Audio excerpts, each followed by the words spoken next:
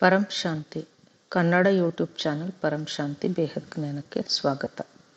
ಆಜ್ಕ ಪುರುಷಾರ್ಥದ ಒಳ ಅರ್ಥವನ್ನು ಬಹಳ ಸರಳವಾಗಿ ಹಾಗೂ ಅರ್ಥಗರ್ಭಿತವಾಗಿ ಮೀನಾ ಮಿಶ್ರಾರವರು ಈ ರೀತಿ ತಿಳಿಸಿಕೊಡ್ತಾ ಇದ್ದಾರೆ.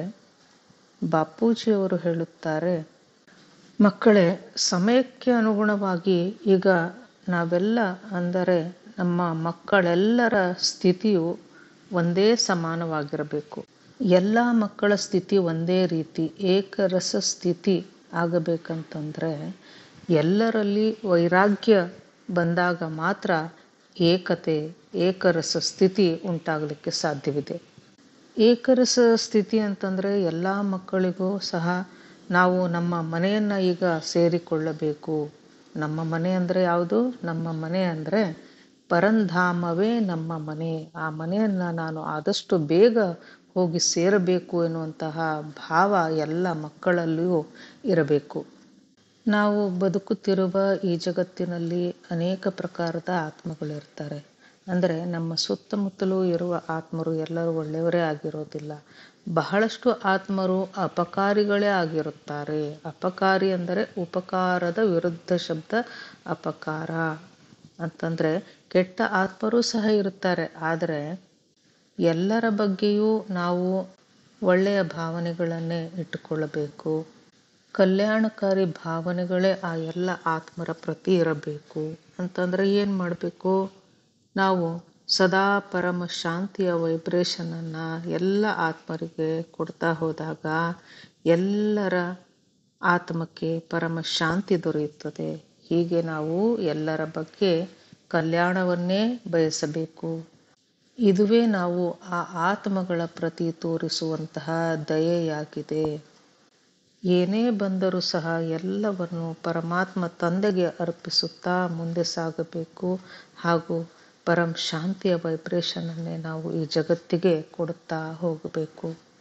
ಯಾವ ಆತ್ಮಗಳು ನಮ್ಮೊಂದಿಗೆ ಸರಿಯಾಗಿ ವ್ಯವಹರಿಸುತ್ತಿಲ್ಲ ಅಂದರೆ ಅಪಕಾರವೇ ನಮಗೆ ಅವರು ಮಾಡುತ್ತಿದ್ದಾರೆ ಎಂದಾಗ ಆಗಲೂ ಸಹ ನಾವು ಅವರಿಗೆ ಉಪಕಾರವನ್ನೇ ಮಾಡಬೇಕು.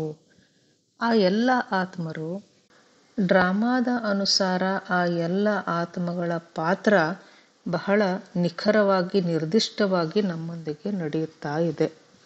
ನಮ್ಮ ಆತ್ಮನಲ್ಲಿ ಹೇಗೆಲ್ಲ ಪವಿತ್ರತೆ ಶಕ್ತಿಯು ಹೆಚ್ಚುತ್ತಾ ಹೋಗುತ್ತದೆಯೋ ಅದರಂತೆ ಮುಂದೆ ನಮ್ಮ ದಾರಿಯಲ್ಲಿ ಬರುವಂತಹ ದೇವಕುಲದ ಆತ್ಮರೆಲ್ಲರೂ ತಾವಾಗಿಯೇ ನಮ್ಮ ಮುಂದೆ ಬರುತ್ತಾ ಹೋಗುತ್ತಾರೆ. ನಮ್ಮಲ್ಲಿ ಸದಾ ಶಾಂತಿ ಪವಿತ್ರ ಭಾವ ಇರಬೇಕು. ನಮ್ಮ ಮುಂದೆ ಬಹಳ ಲೇಟಾಗಿ ತಡವಾಗಿ ಬರುವಂತಹ ಆತ್ಮರ ಕನೆಕ್ಷನ್ ತನ್ನಿಂದ ತಾನೇ ದೂರವಾಗುತ್ತಾ ಹೋಗುತ್ತದೆ.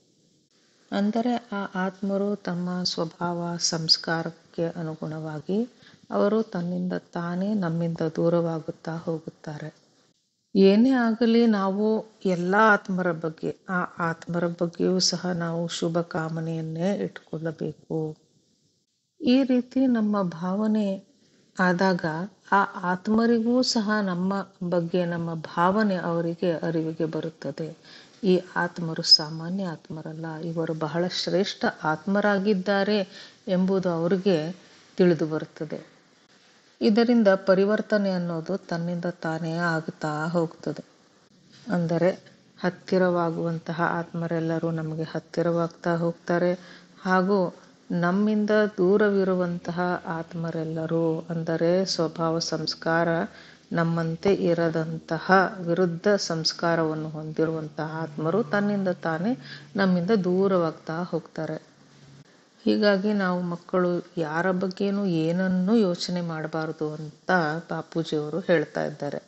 ಆದರೆ ನಾವು ನಮ್ಮ ಎದುರಿಗೆ ಬರುವಂತಹ ಆತ್ಮರ ಬಗ್ಗೆ ಅವರ ಸ್ವಭಾವ ಸಂಸ್ಕಾರದ ಬಗ್ಗೆ ಪರೀಕ್ಷಿಸಿ ನೋಡಬೇಕು ಹಾಗೂ ಯಾರಲ್ಲಿ ಎಷ್ಟು ಬೇಕೋ ಅಷ್ಟೇ ನಾವು ಸಂಪರ್ಕದಲ್ಲಿ ಇರುವುದನ್ನು ಕಲಿಯಬೇಕು.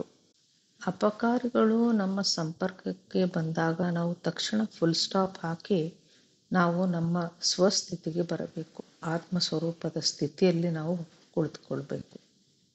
ಅಂದರೆ ಯಾರ ಬಗ್ಗೆಯೂ ನಾವು ವ್ಯರ್ಥ ಸಂಕಲ್ಪಗಳನ್ನು ನಡೆಸಲೇಬಾರದು. ಹೀಗಾಗಿ ಫುಲ್ ಸ್ಟಾಪ್ ಹಾಕಿ ಅಂತ ಬಾಪೂಜಿಯವರು ನಮಗೆ ಹೇಳ್ತಾ ಇದ್ದಾರೆ. ಇದನ್ನು ಬಿಂದಿ ಲಗಾನ ಎನ್ನುವಂತಹ ಒಂದು ವಾಕ್ಯ ಹಿಂದಿಯಲ್ಲಿ ಬರುತ್ತೆ. ಇದರ ಅರ್ಥ ಫುಲ್ ಸ್ಟಾಪ್ ಹಾಕೋದು ಅಂತ. ಫುಲ್ ಸ್ಟಾಪ್ ಹಾಕೋದು ಅಂತಂದ್ರೆ ಲೌಕಿಕದಲ್ಲಿಯೇ ಇರಲಿ ಅಥವಾ ಸೂಕ್ಷ್ಮದಲ್ಲಿಯೇ ಆಗಿರಲಿ, ಮನದಲ್ಲಿ ಯಾವುದೇ ವಿಚಾರ ಬಂದಾಗ ತಕ್ಷಣ ಅದನ್ನು ನಿಲ್ಲಿಸಬೇಕು, ವ್ಯರ್ಥ ವಿಚಾರ ಮಾಡಬಾರದು. ಹಾಗೂ ತಕ್ಷಣ ನಾವು ನಮ್ಮ ಸೀಟ್ನಲ್ಲಿ ಸೆಟ್ ಆಗಬೇಕು, ಅಂದರೆ ಆತ್ಮಸ್ವರೂಪದ ಸ್ಥಿತಿಗೆ ಬರಬೇಕು. ಬಿಂದಿ ಸ್ವರೂಪ ಬನ್ನ ಅಂತಂದರೆ ಪಾಯಿಂಟ್ ಆಫ್ ಲೈಟ್, ನಿರಾಕಾರ ಸ್ಥಿತಿಗೆ ಬಂದು ಬಿಡಬೇಕು. ಆತ್ಮಸ್ವರೂಪಕ್ಕೆ ಬಂದು ನಾವು ಪರಮಾತ್ಮ ತಂದೆಯ ಎದುರುಗಡೆ ಅಂತಂದರೆ ಬಿಂದಿ ಸ್ವರೂಪನಾದಂತಹ ನಿರಾಕಾರನಾದಂತಹ ಪರಮಾತ್ಮನ ಎದುರಲ್ಲಿ ಆತ್ಮ ರೂಪದಲ್ಲಿ ಸ್ಥಿತರಾಗಿ ಕುಳಿತುಕೊಳ್ಳೋದನ್ನು ನಾವು ಕಲಿತುಕೊಳ್ಳಬೇಕು. ಇದರ ಅರ್ಥ ಯಾವ ಆತ್ಮನ ಬಗ್ಗೆಯೂ ನಮ್ಮ ಮನಸ್ಸಿನಲ್ಲಿ ಯಾವ ಸಂಕಲ್ಪಗಳು ವಿಚಾರಗಳು ಏಳಲೇಬಾರದು. ಯಾಕೆ ಯಾರ ಬಗ್ಗೆನೂ ನಾವು ವ್ಯರ್ಥ ಸಂಕಲ್ಪಗಳನ್ನು ವಿಚಾರಗಳನ್ನು ಮಾಡಬಾರದು ಅಂತಂದರೆ, ನಮ್ಮ ಸಂಕಲ್ಪಗಳೇ ನಮ್ಮ ನಿಧಿ, ನಮ್ಮ ಖಜಾನೆ ಆಗಿರುತ್ತದೆ. ಸಂಕಲ್ಪಗಳ ವಿಚಾರಗಳ ವೇಸ್ಟೇಜ್ ಅಂತಂದರೆ ಮನಸ್ಸು ಅನ್ನುವುದು ಆತ್ಮನನ್ನು ನಡೆಸಿಕೊಂಡು ಹೋಗುತ್ತಾ ಇದೆ.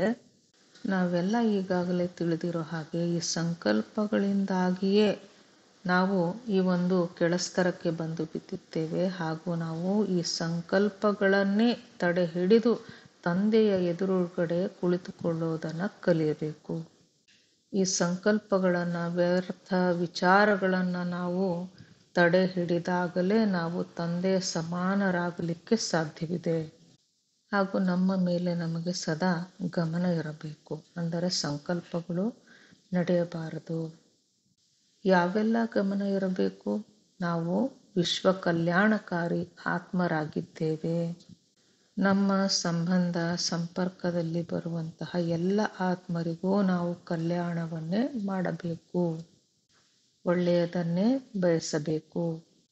ವಿಶ್ವ ಕಲ್ಯಾಣವಂತೂ ತನ್ನಿಂದ ತಾನೇ ಆಗಿಯೇ ಆಗುತ್ತದೆ. ನಾವು ಒಳ್ಳೆಯ ಸರಿಯಾದ ರೀತಿಯ ನಾಲೆಡ್ಜನ್ನು, ಜ್ಞಾನವನ್ನು ಪಡೆದುಕೊಂಡು ನಮ್ಮ ಮೇಲೆ ನಾವು ಸದಾ ಗಮನವನ್ನು ಇಡಬೇಕು. ಅಂದರೆ ನಮ್ಮ ಮೇಲೆ ನಾವು ಕಟ್ಟೆಚ್ಚರವನ್ನು ವಹಿಸಬೇಕು. ಗಮನ ಇಡೋದು ಅಂತಂದರೆ ನಾನು ಆತ್ಮ, ಈ ಶರೀರದ ಮಾಲೀಕ. ಈ ಶರೀರದ ಮಾಲೀಕನನ್ನ ಮನಸ್ಸು ಹಾಗೂ ಬುದ್ಧಿಗಳು ಎಲ್ಲಿಗೆ ಕೊಂಡೊಯ್ಯುತ್ತಿವೆ ಎನ್ನುವುದನ್ನು ನಾವು ಸದಾ ಗಮನಿಸುತ್ತಿರಬೇಕು. ಸದಾ ಚೆಕ್ ಆ್ಯಂಡ್ ಚೇಂಜ್ ಎಂದು ಆಜ್ಕ ಪುರುಷಾರ್ಥದಲ್ಲಿ ಹೇಳ್ತಾ ಇರ್ತಾರೆ. ಅಂದರೆ ಸದಾ ನಮ್ಮ ಮೇಲೆ ನಮಗೆ ಗಮನ ಇರಬೇಕು, ಸದಾ ನಮ್ಮನ್ನು ನಾವು ಚೆಕ್ ಮಾಡ್ತಾ ಇರಬೇಕು. ಹಾಗೂ ಮನಸ್ಸು ಹಾಗೂ ಬುದ್ಧಿಯ ಲಗಾಮವನ್ನು ನಾವು ಈ ಶರೀರದ ಮಾಲೀಕ, ಬುದ್ಧಿ ಮನಸ್ಸಿನ ಮಾಲೀಕ ಆತ್ಮನ ಕೈಗೆ ನೀಡಬೇಕು. ಆಗ ಸಹಜವಾಗಿಯೇ ನಮ್ಮ ಪರಿವರ್ತನೆ ಆಗುತ್ತದೆ. ಸ್ವಪರಿವರ್ತನೆಯನ್ನು ಮಾಡಿಕೊಂಡು ನಾವು ಬಹಳ ಪವರ್ಫುಲ್ ಆಗಿ, ಅಂದರೆ ಪರಮಾತ್ಮ ತಂದೆಯನ್ನು ಸದಾ ನಮ್ಮ ಜೊತೆಗೇ ಇರಿಸಿಕೊಂಡು, ಅಂದರೆ ಸದಾ ಸ್ಮರಿಸುತ್ತಾ ಈ ಮನಸ್ಸು ಹಾಗೂ ಬುದ್ಧಿಯನ್ನು ಒಳ್ಳೆಯ ಡೈರೆಕ್ಷನ್ಗೆ ತರುವಂತಹ ಪುರುಷಾರ್ಥವನ್ನು ಮಾಡುತ್ತಿರಬೇಕು. ವಿಜಯ ತೋ ಹಮ್ ಬಚ್ಚೋ ಕಿ ಹಿ ಹೈ, ವಿಜಯ ಅಂತೂ ಖಂಡಿತ ನಮ್ಮದೇ. ಇದನ್ನು ನಾವು ಮರೆಯಬಾರದು. ಸದಾ ವರ್ತಮಾನದಲ್ಲಿ ಇರುವುದನ್ನು ನಾವು ಕಲಿಯಬೇಕು. ಒಂದು ಸೆಕೆಂಡ್, ಒಂದು ಕ್ಷಣ ಕೂಡ ಯಾವುದು ಕಳೆದು ಹೋಗಿದೆಯೋ ಅದು ಕೂಡ ಭೂತಕಾಲವೇ. ಅದನ್ನು ಸ್ಮರಿಸಲೇಬಾರದು. ಮುಂದೆ ಬರಲಿರುವ ಒಂದು ಕ್ಷಣ ಸಹ ಅದು ನಮ್ಮ ಫ್ಯೂಚರ್ ಆಗಿರುತ್ತದೆ.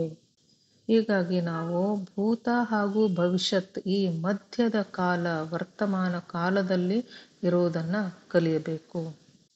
ಪರಂ ಶಾಂತಿ, ಬೇಹದ್ ಕಿ ಪರಂ ಶಾಂತಿ.